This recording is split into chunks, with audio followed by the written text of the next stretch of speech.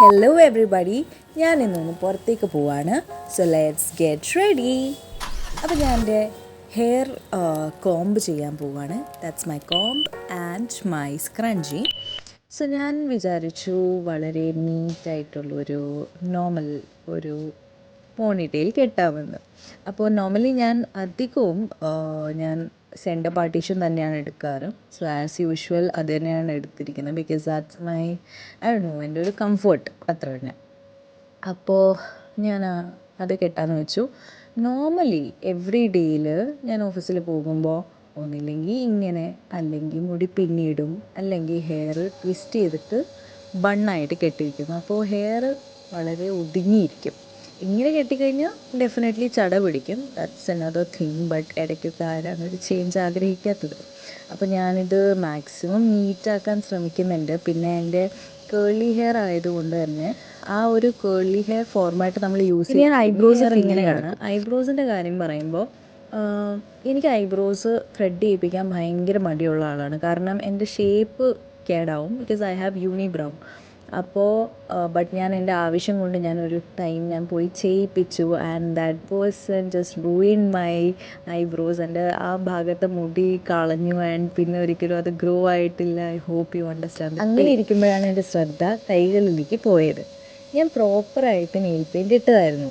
പക്ഷേ with the pace of time പലതും ചിപ്പാവാൻ തുടങ്ങി. അപ്പോൾ ഒരു നെയിലിൽ ചിപ്പായപ്പോൾ ഞാൻ അതിൽ കളഞ്ഞു, രണ്ടാമത്തേൽ ചിപ്പായപ്പോൾ ഞാൻ അതിൽ കളഞ്ഞു, അങ്ങനെ എല്ലാത്തിലും കളഞ്ഞു. And only one was left, അതും ചിപ്പായി. സോ അപ്പോഴാണ് ഞാനത് ശ്രദ്ധിച്ചത്. ആൻഡ് ഇങ്ങനെ വല്ലതും കണ്ടു കഴിഞ്ഞാൽ എനിക്ക് പിന്നെ അത് ക്ലിയർ ആക്കാതെ എനിക്ക് സമാധാനം കിട്ടില്ല. Please don't take me in a wrong sense, but I can't deal with it. And എനിക്കത് അപ്പം തന്നെ അത് ക്ലിയർ ആക്കിയില്ലെങ്കിൽ എനിക്ക് സമാധാനം കിട്ടില്ല.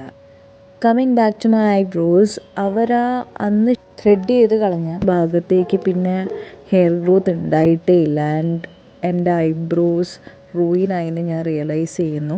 സോ ഇപ്പം ഞാൻ അങ്ങനെയാണ് അത് ഫില്ല് ചെയ്യാറ്. ആൻഡ് അതിന് ശേഷം ഞാൻ ഒറ്റ തവണ ഐബ്രോസ് ചെയ്യിപ്പിച്ചു. ഐ ഹാഡ് എ ഫങ്ഷൻ, അതുകൊണ്ടാണ് ചെയ്യിപ്പിച്ചത്. And she did pretty good job. And എനിക്കൊരു ഡീസൻറ്റ് ഷേപ്പ് തന്നു പുള്ളിക്കാരി. So I am happy with that.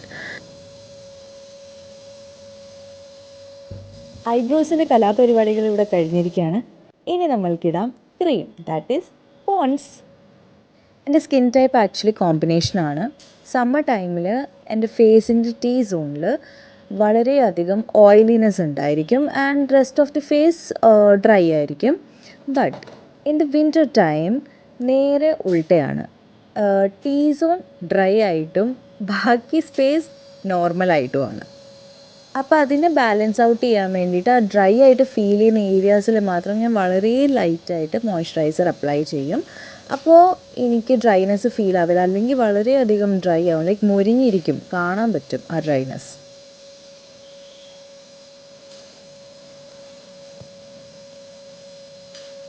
നിങ്ങൾക്ക് കാണാൻ പറ്റും ഞാൻ വളരെ സ്പെസിഫിക് ആയിട്ടുള്ള ഏരിയാസിൽ മാത്രമാണ് ക്രീം അപ്ലൈ ചെയ്യുന്നത്. ബിക്കോസ് ആ ഏരിയാസിൽ ഭയങ്കര ഡ്രൈനെസ് ആയിരിക്കും.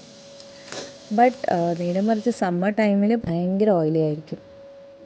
ഇനി ഞാൻ വളരെ ബേസിക് ആയിട്ടുള്ള ഒരു ഇയറിംഗ് ആണ് ഇടുന്നത്.